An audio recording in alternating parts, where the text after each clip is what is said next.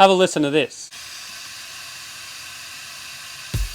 That is the sound of horsepower leaving the chat. So the E46 is booked in for the dyno next week, which is super exciting and equally nerve-wracking. So I want to make sure I iron out all the kinks before that, so I can hopefully get the best results. So I'm just going to show you a quick and easy way that I tested this for boost leaks. And we did kind of do a redneck impromptu style of leak testing when we installed the turbo. Vape into it. As long as that doesn't happen after it's been running, that's all good. Now I have had some other issues with the car that I want to talk about, but first we'll do the leak testing and yeah, let's go. So basically I made up this. It's just a bit of boost hose, like a PVC end cap from a hardware store, and just an air fitting, which is just basically threaded into it. Yeah, pretty simple, don't need to overthink it. There are tons of videos online about boost leak testing, and I wasn't really going to make a video about it, but I thought I might because this one's a little bit kind of BMW specific, but it still covers all the bases anyway. So basically this is just going to go over the intake for the turbo. It is a tight squeeze, but we'll get there. Anyway, I'll do that in a sec, but you just want to measure your intake, which this one's 75-ish mil, and make sure you get the same size hose. And see, this is a step down, so that's the 75 end, and then this end is a step down to 63. So probably get the right size that fits over your turbo, and then just take that bit into the hardware and then match something up to go on the end of it. Some people test boost leaks by bypassing the turbo altogether and just testing the rest of the system, like the intercooler and everything. But I think this is the best way because this also tests the whole system from the turbo through, and it can see if there's any like excessive leaks through the housing or anything like that. All right, there you go.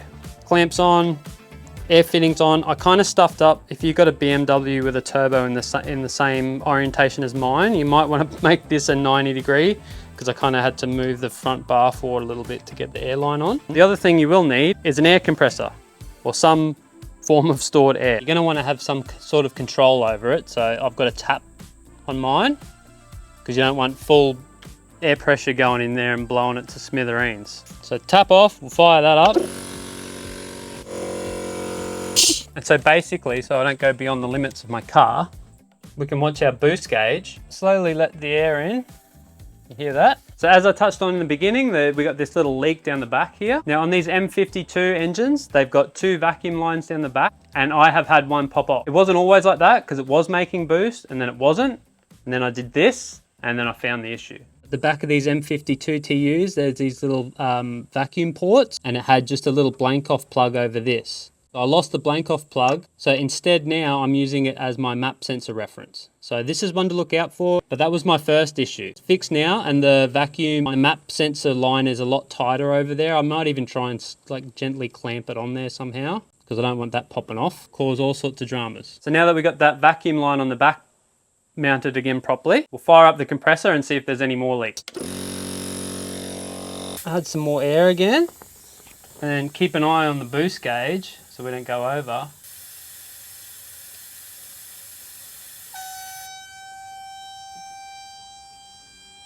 Now we've got a bit of a trumpet going on somewhere. Let's have a look what that is.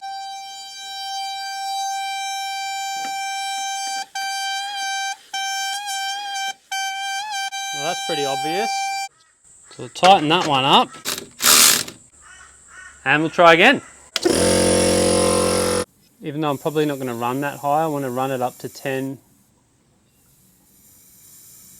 just in case. Now I can't hear any leaks, but that doesn't mean there isn't any. So the next thing you want to do is get some soapy water and look for bubbles. It should be pretty obvious. You'll see bubbles just starting to blow up. Test the intercooler. There we go, found one, look. Right on the turbo outlet. There you go, that stopped it. And that's basically it for the boost, for testing boost leaks. And you just repeat that process, go around until you got none, basically. Probably go slightly above what you're preparing to run on it. But yeah, also definitely keep an eye on the pressure and don't go way over it. I don't know if you guys noticed it, but the wastegate feed pipe was bubbling out a little bit too. So I might have to address that. I might have to actually wind it out and put some thread tape or something on it. The ones at the back there are a common one, and then there's also this too, which is common. There's tons of things on this on these M52s that can cause vacuum leaks, but this here, the purge valve, mine's fine, but that is basically yeah, that's a common one to leak too, and I'm pretty sure the pipe goes up and straight under the bottom of the manifold. And then my other issue that I've had since basically day one, before I'd even modified it at all, is left-hand rear brake dragging. Smell clutch or brake material. Yeah, that wheel's burning. Just that one? Yeah, it might be. Ooh. Brake might be stuck on or something. So like even now the car is not in gear, it doesn't have a handbrake or anything, but if I try and push it, it's pretty hard, and you can hear that back brake dragging. Yeah, not cool. I've pulled it all apart, I've cleaned all the slides, everything, nothing seems weird. Sometimes it's fine for a bit and then it grabs again. The piston isn't seized, that moves freely. The slides aren't stuck. I've cleaned and got rust off everything, and don't know.